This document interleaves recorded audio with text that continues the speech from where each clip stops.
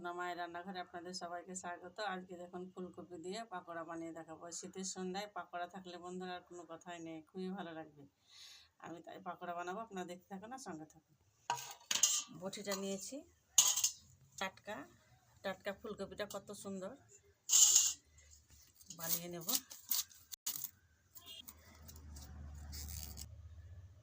তবে ছোটো ছোটো পিস করে নেব।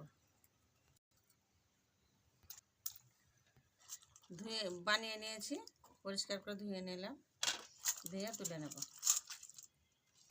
কপিগুলো।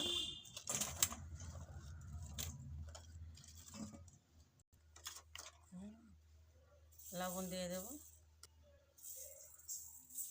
সামান্য একটু রঙের জন্য হলুদ গুঁড়ো, জিরে গুঁড়ো গুঁড়ো, 1 চামচ মতো আদা রসুন বাটা নিয়েছি, দিয়ে দেবো।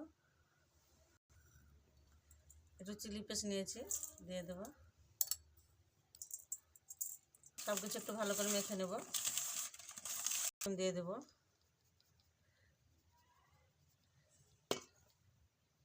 চালের গুঁড়ো নিয়েছি মুচমুচে হওয়ার জন্য, দিয়ে দেবো অল্প করে। মাখিয়ে নেব ভালোভাবে।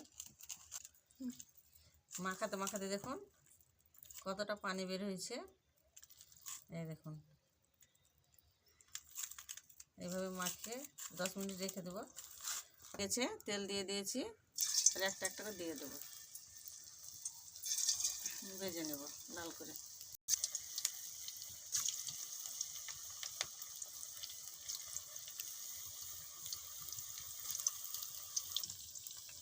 দেবো, উল্টে দিয়ে ভেজে নেব। লাল মুচমুচে করে ভেজে নিয়েছি। পাকোড়াটা দেখুন কত সুন্দর হয়েছে, ফুলকপির পাকোড়াটা। এবার তুলে নেব।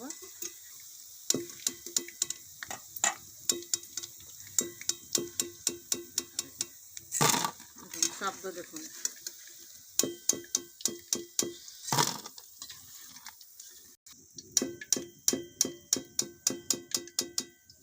কত সুন্দর হয়েছে। দিয়ে দেবো একটা একটা করে।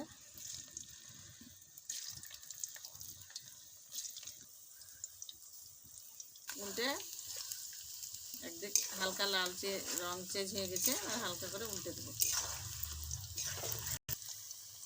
লাল করে ভেজে নিয়েছি, তুলে নেব।